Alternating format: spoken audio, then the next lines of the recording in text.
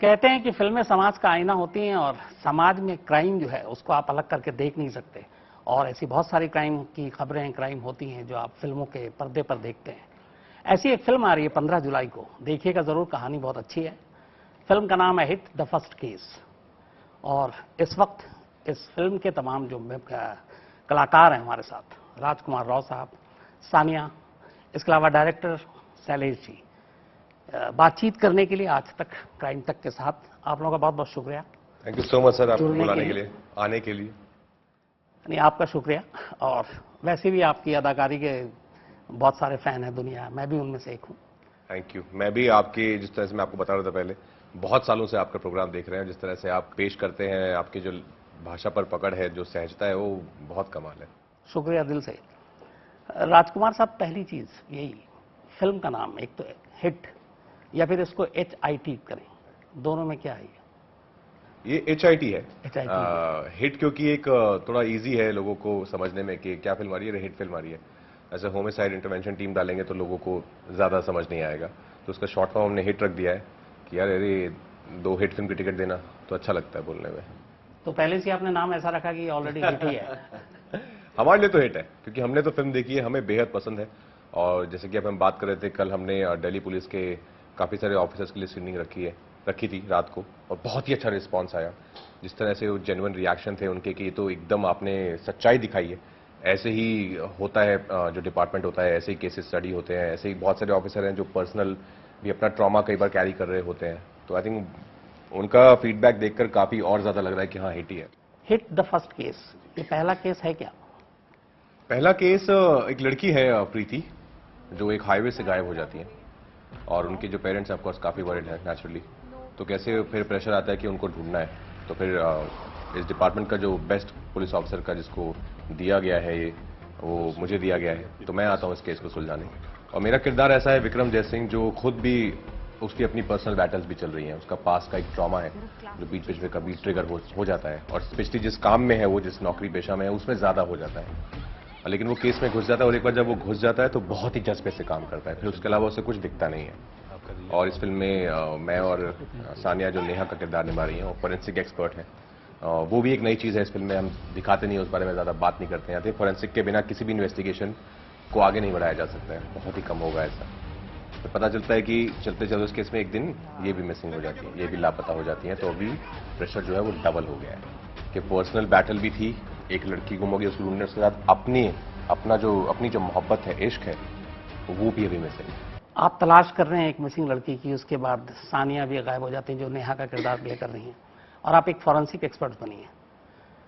Forensic expert आजकल ये मतलब ये आम बात हो गई है, आप किसी भी क्राइम को उठाएं, शायद फॉरेंसिक के बिना कोई भी केस को सॉल्व या सुलझा नहीं पाते। लेकिन कई बार फॉरेंसिक को जिस तरीके से फिल्मी पर्दे पर दिखाया जाता है, कॉमेडी सा भी लगता है। तो इसके लिए आपने काफी रिसर्च की, आपकी टीम ने, और आपने भी फॉरेंसिक के बारे में जाना, कैसा एक्सपीरियंस रहा आपको? जैसे आपने कहा कि फिल्मों में दिखाया नहीं जाता, तो मुझे भी ऐसी कोई खास नॉलेज थी नहीं। जब स्क्रिप्ट मेरे पास आई, जो चीज़ें नेहा कर रही है उसके बारे में मैंने पढ़ा, उसके बारे में मैंने बहुत सारी रिसर्च करी। यूट्यूब पे बहुत कुछ है फोरेंसिक को लेकर, कि फिंगरप्रिंट्स कैसे लिए जाते हैं, बैलिस्टिक्स क्या होता है, बुलेट निकलती है तो कहाँ हिट करती है, तो उसको कैसे नापा जाता है। ऑल ऑफ दिस मुझे मतलब शौक भी है अपना होमवर्क करने का। जब भी मैं कैरेक्टर के लिए प्रेप कर रही होती तो मुझे बहुत मजा आया कुछ नया पढ़ने में। फिर से Shailesh was always there to help me मेरे कैरेक्टर के बारे में, और ये जो भी है टर्म्स के बारे में इन्होंने मुझे बहुत हेल्प करा। डायरेक्टर शैलेश हमारे साथ हैं। आपने जब ये फिल्म बनाई, इससे पहले ये तेलुगु में भी फिल्म बनी थी और बॉक्स ऑफिस पर भी इसने अच्छा कमाल किया था। ऐसी फिल्म बनाने में जिसमें एक पुलिस का पूरा किरदार, इन्वेस्टिगेशन, फॉरेंसिक, और आजकल जो एक ट्रेंड है OTT या आप कहीं भी देखें, 90% शायद जो फिल्में बन रही हैं वो क्राइम बेस्ड बन रही हैं। तो अगर 90% फिल्में क्राइम बेस्ड ही हैं तो उसमें एक अलग बनाना कितना चैलेंजिंग होता है? इट इज़ चैलेंजिंग सर, क्योंकि हर एक फिल्म में जितना रिसर्च हमने किया है उतना अनफॉर्चुनेटली नहीं दिखता है। वो मेरा ऑब्जर्वेशन है कि जब अच्छे से रिसर्च करके एक डिपार्टमेंट को वेरी रियलिस्टिकली जब प्रोजेक्ट करते हैं, फिल्म भी बहुत अलग से निकल के आता है अपने आप। उसमें कुछ फ्रेशनेस होता है। वो जब मैं फर्स्ट ओरिजिनल बनाया उसमें भी मैं वही ऑब्जर्व किया कि जब हम डिटेलिंग पे जाते हैं तो अपने आप मूवी अलग लगता है, मूवी बहुत फ्रेश लगता है। तो आई फील वो एक यूएसपी है HIT मूवी का कि हर एक चीज के बिहाइंड एक लॉजिक है। फ्रेम पे कुछ इक्विपमेंट नहीं दिख रहा है तो वी मेड श्योर दैट वो इक्विपमेंट सही में वैसा ही दिखेगा, लाइक वी रेप्लिकेटेड इट। सो इतना रिसर्च गया है तो मुझे लगता है कि बहुत फ्रेश लगेगा लोगों को। जिस तरह की ये फिल्म है राजकुमार, उस तरीके से बहुत सारे कि आपने केस ये सुलझाए मिसिंग एक लड़की की अपनी लाइफ में भी, और आप जहाँ से बिलोंग करते हैं, आप गुड़गांव उस जमाने का, आज का गुरुग्राम वहाँ पैदा हुए, दिल्ली यूनिवर्सिटी से आपने पढ़ाई की, तो ये पूरा जो एरिया है क्राइम केसेस आम बात है एक आम लड़के के लिए, नौजवान के लिए जब वो बड़ा होता है तो बहुत सारी चीज़ें, बहुत सारे क्राइम से आपका भी वास्ता तो पड़ा होगा, या ऐसी खबरों या ऐसे लोगों के बीच से, तो कोई ऐसी क्राइम से जुड़ी हुई कोई आपकी ऐसा फर्स्ट हैंड नहीं पड़ा है, पर हाँ आसपास बहुत ही खबरें सुनने को मिलती थी कि उस गांव में ये हुआ है और आज एक डेड बॉडी मिली है सदर बाजार में। मुझे याद है बहुत छोटा था मैं एक बार, और ऐसा एक डेड बॉडी हमारे सदर बाजार करके एरिया है गुड़गांव में, और वहाँ पे सब बात फैल जाती ना आग की तरह कि सुबह सुबह एक डेड बॉडी थी। और मैं बहुत आई थिंक कितना 12-13 साल का रहूँगा, तो क्यूरियोसिटी थी कि क्या हुआ है, कुछ हुआ है, क्राइम हुआ है। तो हम भी बच्चों के ऐसे पहुँच गए थे 3 जब हम भाई सब सारे देखने, तो वो सीन जो है वो विजुअल मेरे दिमाग में है आज तक भी, क्योंकि बहुत डिस्टर्बिंग होता है। तो आई थिंक तो अभी जब बातें समझ आई हैं तो लगता है कि बहुत ही चैलेंजिंग है ये काम। हमारे जो पुलिस ऑफिसर्स जो काम कर रहे हैं, जितने भी क्राइम सुलझा रहे हैं हमारे ऑफिसर्स, क्योंकि दिन रात इसी के बीच में रहना, इन्हीं चीज़ों को समझना, इनके साथ अपनी नौकरी पेशा में दिन बात करना 24 घंटे आसान नहीं है। आई थिंक वो इसलिए इस फिल्म में एक बहुत अच्छी बात जो है कि हम मेंटल इलनेस की भी बात कर रहे हैं कि मेंटल हेल्थ कितनी इंपॉर्टेंट है। तो कई बार ऐसा हो सकता है कि आप किसी केस में या पर्सनल लाइफ में आपने ऐसा कुछ हो जाए जो आपको मेंटली बहुत डिस्टर्ब कर सकता है। जो हम इस फिल्म के जरिए बात करना चाह रहे हैं कि अगर आप किस पुलिस वाला है तो ऐसा नहीं कि सिर्फ वो माचो ही होगा, वो जाके 20-30 लोगों को मारेगा ही और सिर्फ हीरोइक ही होगा, वो अलग जॉनर है, वो भी है। लेकिन आम जिंदगी में पुलिस वालों के भी अपने प्रेशर होते हैं, उनकी भी कई बार हो सकता है कि कुछ स्ट्रेस चल रहा हो लाइफ में जो पर्दे पर नहीं आता है। तो through our film we are trying कि ऐसे कॉन्वर्सेशन स्टार्ट हो।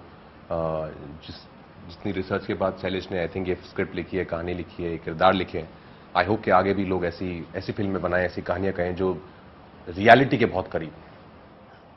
मेंटल हेल्थ की भी बात हो रही थी और आपने ये फिल्म में किया जिस तरीके से एक फॉरेंसिक एक्सपर्ट का भी। मैं यहीं पे थोड़ा सा क्राइम का डिफरेंट बात करता हूँ। आप एक एक्ट्रेस के साथ साथ एक लड़की भी हैं और खासतौर पे इस वक्त दिल्ली में भी बैठी हैं। दिल्ली में क्राइम अगेंस्ट वुमेन या महिलाओं की सुरक्षा को लेकर बहुत बातें होती हैं। इस वक्त इस देश में खासतौर पर वुमेन्स के लिए, महिलाओं की सेफ्टी सिक्योरिटी के लिए आपको क्या लगता है कि बिल्कुल ठीक है या बहुत कुछ होना चाहिए?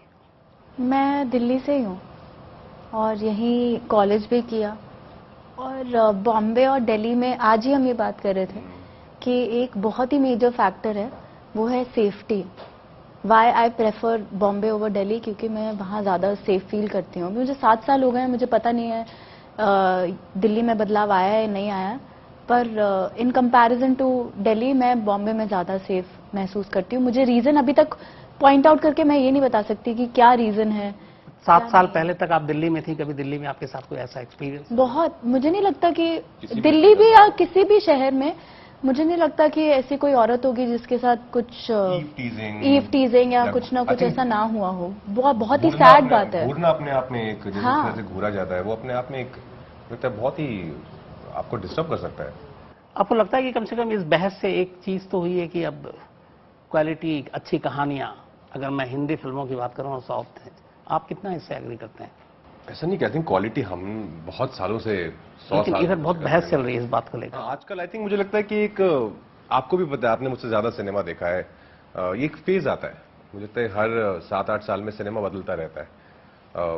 पहले हम लोग स्विट्जरलैंड जाया करते थे गाने शूट करने बड़े बड़े स्केल पर, वो एक फेज चला, एक दौर था जब लोगों हर कोई यही कहता था कि चलो स्विट्जरलैंड में हमको बर्फ के पहाड़ों में देखना है अपने एक्टर एक्ट्रेसेस को। फिर एक दौर आया जहां पर हम स्मॉल टाउन फिल्में बनाने लगे, तनु वेट्स मनु, बरेली की बर्फी, जो आनंद सर ने शुरुआत की थी। फिर जिसको देखो वही स्मॉल टाउन फिल्म बना रहा था और फिल्में अच्छा भी कर रही थी। फिर मतलब अभी दौर आ गया है कि थोड़ा लार्जर देन लाइफ हो, थोड़ा ऐसे हाई स्पीड में चल रहे हैं और 10 लोग गिर रहे हैं, ये भी एक दौर है। तो आई थिंक सिनेमा बदलता रहता है, which is great. I think एक ही चीज बनती रहेगी सालों साल तो बोरिंग हो जाएगा। लेकिन इस दौर में अगर बीच में ऐसी कोई कहानी आए जो कुछ नया कह रही है और मुझे लगता है कि अभी कंटेंट बहुत लोग उसको एक्सेप्ट कर रहे हैं, बहुत ही खुशी से वेलकम कर रहे हैं कि आप हमें कुछ नया दिखाओ, आप हमें वही घिसा पिटा मत दिखाओ, और अच्छी परफॉर्मेंस दिखाओ, अच्छी कैरेक्टर्स दिखाओ, कहानी एंगेजिंग हो, तो हम आएंगे जरूर देखने, क्यों नहीं आएंगे। और वर्ड ऑफ माउथ, अगर आपकी फिल्म का एक ऐसा कुछ 300 करोड़ वाली फिल्म नहीं है, आपकी 40 करोड़ की फिल्म है, तो word of mouth I think बहुत इंपॉर्टेंट है एक अच्छी फिल्म के लिए। आपको कभी अब ऐसा नहीं लगता कि आपने जो बात की स्विट्जरलैंड की बर्फ की वादियों की, हीरो हीरोइन वहाँ नाच रहे हैं, गा रहे हैं, आपको भी कभी ऐसा मौका यही सब मैं रियल लाइफ में कर लेता हूँ। Real life? मैं रियल लाइफ में चला जाता हूँ, स्विट्जरलैंड, इटली, जहाँ जाना होता है, मैं और पत्र लिखा वहाँ मिलकर अपना कर लेते हैं वो सब शौक पूरे। यहाँ पे एक सवाल ये मेरा अपना पर्सनल है, वो ये है कि चूंकि आप रहते यही हैं सब कुछ, चाहे वो मुंबई हो, दिल्ली हो, गुड़गांव हो, बाकी पूरा देश घूमते हैं, कोई ऐसा क्राइम जो इंडिया में हुआ जो आज भी आपको याद है और लगता है कि ये क्या हुआ था, कुछ बड़ा? 2-3 है सर, जिनको देख के मैं सुन के मैं बहुत हिल गया था। एक तो मैं नाम आप याद दिलाइए उस केस का नाम, जहाँ पे पूरे परिवार ने खुदकुशी कर ली थी, फिर डॉक्यूमेंट्री भी बनाई अभी लेना आया। अच्छा, ये बुराड़ी में जो हुआ, बुराड़ी जो हुआ 11 लोग, बुराड़ी केस जो हुआ था, वो बहुत ही आई थिंक खौफनाक था, बहुत अंधविश्वास डिस्टर्बिंग के नाम पर। अंधविश्वास के नाम पे बहुत डिस्टर्बिंग। तंदूर कांड जब हुआ था तब आप? तंदूर कांड तो मैं बहुत छोटा था, लेकिन वो भी याद है मुझे, तो यहीं हाँ, जहाँ हम इंटरव्यू चल बिल्कुल रहा यहाँ है से पीछे एकदम हमारे, थोड़ी दूरी पर ही है। क्या था ये? वो एक पॉलिटिशियन ने अपनी वाइफ को मारने के बाद तंदूर में डाल दिया था, फिर बटर डाला था। इंडिया की पहली झकझोरने वाली स्टोरी। इसके अलावा आरुषि भी, आप? आरुषि ऑफ कोर्स पूरे देश को हिला के रख दिया था। फिर नोएडा का जो कांड था, जो निठारी, बहुत सारे केसेस हैं ऐसे। ये सारी चीजें असर डालती हैं आपको? हाँ ऑफ कोर्स, क्योंकि मुझे लगता है आर्टिस्ट जो होते हैं, वैसे भी आई एम श्योर और लोग भी, पर आर्टिस्ट थोड़े ज्यादा ही सेंसिटिव होते हैं। तो मैं जब भी कोई डिस्टर्बिंग चीज देखता हूँ या सुनता हूँ, पढ़ता हूँ उसके बारे में, तो मेरे तो कुछ दिन बहुत ही खराब जाते हैं कि ऐसे कैसे कोई, ये बिल्कुल भी ह्यूमन नहीं है जो हो रहा है, ये मानवीय तो हो ही नहीं सकता है। किसी कोई अपनी सही दिमाग में सोच समझ के साथ ही कैसे कर सकता है। पुलिस के बारे में आपका परसेप्शन इस फिल्म को करने के बाद, और चूंकि सारी चीजें आप लोगों ने दिखाई है, जैसे अभी थोड़ी देर पहले इन्होंने भी कहा था कि पुलिस भी एक इंसान ही होता है, आपने पहले सुना होगा पुलिस के बारे में, आम लोगों की ये शिकायत है पुलिस ये तो रिश्वतखोर, ये करप्ट है, बेईमान। आपका परसेप्शन कुछ चेंज हुआ है पुलिस के बारे में? जरूर, ये फिल्म करके भी, और मैंने भी एक फिल्म करी जिसमें मैं एक पुलिस वाली बनी हूँ, तो मैं उसके प्रेप के दौरान बहुत सारे लोगों से मिली, तो बहुत ही देख के बड़े उनसे बहुत पर्सनल लेवल पे मुलाकात हुई, तो बहुत ही स्पेशल लगा कि एक को मैंने फ़ोन किया तो वो कह रहे थे कि मैं अभी अपने बच्चे को खाना खिलाने आई हूँ, मैं थोड़ी देर में आऊँगी थाने। तो आप भूल जाते हो वर्दी के पीछे एक नॉर्मल इंसान है जिनका घर भी चल रहा है। और यही चीज़ ना हमारी फिल्म में बहुत ही सुंदर तरीके से कवर करी है कि जो वल्नरेबल साइड होता है ना पुलिस का, वो शायद हम फिल्मों में दिखाते नहीं हैं। हम फिल्मों में दिखाते हैं उन्हें कि अपना वो चश्मा पीछे घुमा के पहन लेते हैं और फिर एक लात मारते हैं तो 4 और गिर जाते हैं, तो वैसा हमने देखा है फिल्मों में। तो वही परसेप्शन है एज एन ऑडियंस, और बाहर मेरी भी थी ये परसेप्शन की, बड़ा मतलब था कि मतलब उनका मतलब दिल नहीं होता, हाँ दिल नहीं होता उनके पास ऐसा पुलिस वालों के पास। पर ये फिल्म में काम करके और बाकी उनसे पर्सनली उनसे मुलाकात करके भी लगा कि वो भी इंसान है और उनके भी नॉर्मल प्रॉब्लम है, जैसे बच्चे को खाना खिलाना, उसके बाद वापस आना और किसी का क्राइम सॉल्व करना। और बहुत ही मतलब ब्यूटीफुली वो लोग काम ये चीज़ सॉल्व करते हैं। तो वो मैं जिनसे बात करी थी वो तो बता रहे थे कि उनका हाफ ऑफ द काम उनका काउंसलिंग करना है लोगों को, कि उनका ये नहीं है कि किसी को डाल दें, वो बैठ के काउंसिल भी करते हैं लोगों को। तो मतलब it's such a important job. तो मुझे लगता है कि it's a very important thing as artist, अगर हम उन्हें अच्छे से पोर्ट्रे करें on screen with better stories. Salil साहब, फर्स्ट केस तो हमने देख लिया, मैंने सुना आपने सेकंड केस भी बनाया तेलुगु में, तो इधर भी हम लोग उम्मीद करें कि ये हिट द सेकंड केस। या तेलुगु में मैंने ऑलरेडी बना दिया सेकंड केस, अभी 1-2 महीने का काम बाकी है, वो भी रिलीज होगा बहुत जल्द। हाँ, यहाँ पर भी सेकंड केस बनाने का ही विजन है। लेकिन वही रोड मैप अलग रखना चाहता हूँ मैं, कि तेलुगु में जो फ्रेंचाइजी बन रहा है उसमें अलग अलग ऑफिसर्स इंट्रोड्यूस होंगे, लेकिन हिंदी में ऐसा बनाना चाहता हूँ जहाँ पर राजकुमार भाई और सानिया के साथ ही ट्रैवल करना चाहता हूँ, because character based franchise develop करना चाहता हूँ इसमें। जैसे हुआ है इससे पहले भी, लाइक फॉर एग्जांपल भूल भुलैया भी आप देखो, when it started it was all, first part was all remakes, but then once it started every language had their own take, हर एक लैंग्वेज में अपना टेक लेके बना रहे थे कि अपना अपना सीक्वल बना रहे थे। सो ऐसा ही करना चाहता हूँ इसमें। तो या सेकंड केस भी बनेगा, थर्ड कहानी अलग होगी इस बार, कहानी अलग होगी क्योंकि इस बार हिंदी में यही हम बात कर रहे थे, यही प्लान है कि जो यहाँ की कहानी होगी, जो तेलुगु में सेकंड केस है और यहाँ पे जो हम इंशाल्लाह बनाएंगे, तो कहानी बहुत अलग होगी। आखिरी चीज आप तीनों से एक एक करके पूछना चाहूंगा कि ये हिट 15 जुलाई को जो रिलीज हो रही है, लोग थिएटर में जाएं देखें, क्यों देखने जाएं, क्या खासियत है? इसकी खासियत है, इसकी कहानी अपने आप में इतनी एंगेजिंग है। जो थ्रिलर हमको as a country I think हमें लगता है कि हमें थ्रिलर बहुत पसंद है देखना, सस्पेंस थ्रिलर ड्रामा देखना। तो इसकी कहानी इतनी फास्ट फॉरवर्ड, 2 घंटे आपके एकदम स्कीट के बोलते हैं ना, एज पे आप बैठ के देखेंगे क्या होगा एंड में क्या होगा, किसने किया है, वो जो उत्सुकता रहती है जानने की, वो इस फिल्म में बहुत ज्यादा है कि हर 10 मिनट में एक नया ट्विस्ट एंड टर्न जो आप एक्सपेक्ट नहीं कर रहे हैं, वो चीज़ एक परत खुलती रहेगी, परत दर परत खुलती रहेगी। और जिस तरह से पोर्ट्रेल किया गया, जो हम बात कर रहे थे अभी, जो हमें फीडबैक भी आया है पुलिस ऑफिसर से, ये पोर्ट्रेल बहुत ही अलग है। इससे पहले बहुत साल पहले मुझे लगता है कि मैंने शूल देखी थी, मैंने अब तक 56 या अर्ध सत्य, ये 3-4 फिल्में जो मुझे याद आती हैं जहाँ पे पुलिस वालों को एज जब होता है बहुत सच्चाई के करीब रखा गया था। तो आई थिंक बहुत दिनों बाद ऐसी एक फिल्म आई है जहाँ पर जैसे होते हैं, जो दुनिया है, जो हमारी सोसाइटी समाज में है, वो हमारे सामने आ रही है, ऑफकोर्स विद दैट तड़का और drama and music and everything. Sania, आप? मैं तो कहूंगी अगर आप राजकुमार फैन हैं तो आपको जरूर देखनी चाहिए ये फिल्म, क्योंकि तो सारे उनकी देखेंगे परफॉर्मेंस, बिल्कुल उनकी परफॉर्मेंस बहुत अच्छी है इसमें। बहुत बहुत शुक्रिया आप तीनों का, और वाकई अच्छा भी लगा बातचीत करके। और 15 जुलाई को ये hit the first case release हो रही है, आप लोग जरूर जाइए, देखिए और अपनी राय भी दीजिए। फिलहाल इतना, बहुत बहुत शुक्रिया।